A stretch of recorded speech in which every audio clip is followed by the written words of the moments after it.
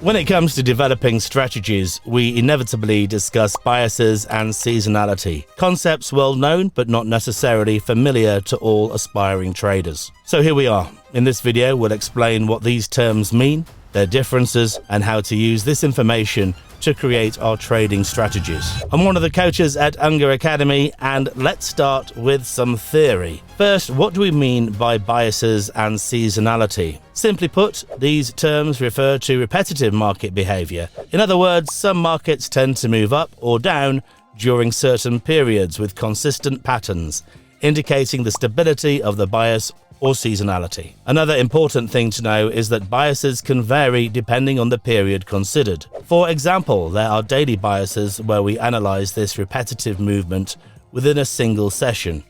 Weekly biases, where we look at patterns over several days, not just one. Monthly biases, analyzing trends within a month. And lastly, annual biases, often called seasonality. And of course, in this case, we look at the average trend over a year. From this last type of bias, we see there's not much difference between biases and seasonality. The only difference is simply the time frame considered. Now that we've covered some theory, let's get practical and see how to extract this information. To do this, we'll use Bias Finder, a software we developed at Unger Academy to help us study biases and seasonality. What you see now is the Bias Finder software. Let's make an example of how it works by loading data on copper futures from 2010 to today.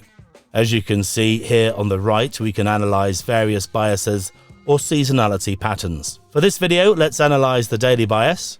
Once the data is loaded, we can see the average trend over a day since right now we are focusing on the daily bias. You'll notice that this feature typically peaks around 1 o'clock exchange time and hits a low around 8 o'clock exchange time. This information can be incredibly useful. But first, let me ask, do you think this daily bias has always been like this over the years? Well, the answer can be found in the Bias Finder. In fact, we can divide the entire period and compare different phases. For example, from 2010 to 2013, from 2014 to 2017, and from 2018 to 2021. By doing this, we see the overall average, which is represented by the blue line, and other lines that represent the selected periods. In this case, the bias has been quite consistent during all the periods considered. This is a great piece of information confirming the stability of this trend. However, our work doesn't end here because, so far, we've only collected data. Next, we use multi-charts to backtest what could be the foundation for a trading strategy. Here you see I've already written 2 lines of code. Nothing complicated, where I open a long position at 8 o'clock and then open a short position at 1 o'clock. The times are 15 minutes earlier because the strategy works on a 15-minute time frame. So since I enter the position on the next market bar, if it's at 7:45,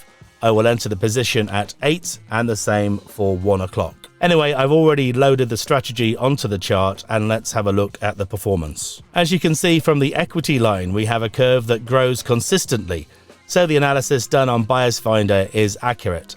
The problem arises when we look at the strategy's average trade. Currently, the average trade of the basic strategy we've just created isn't large enough to cover trading costs. That's why it's crucial to refine this strategy further.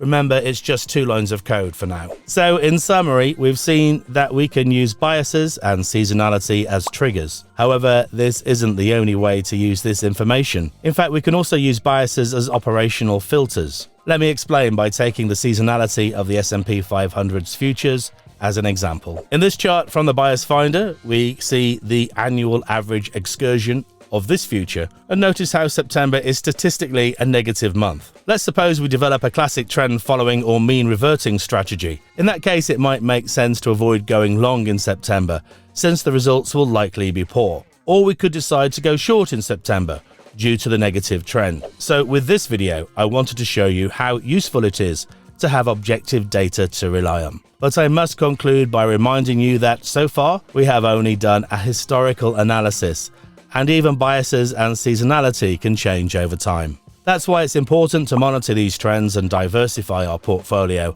avoiding relying on a single strategy. But that's all for today. If you're interested in content like this, or software like Bias Finder, you can book a free consultation at the first link below. And we'll see you in the next video.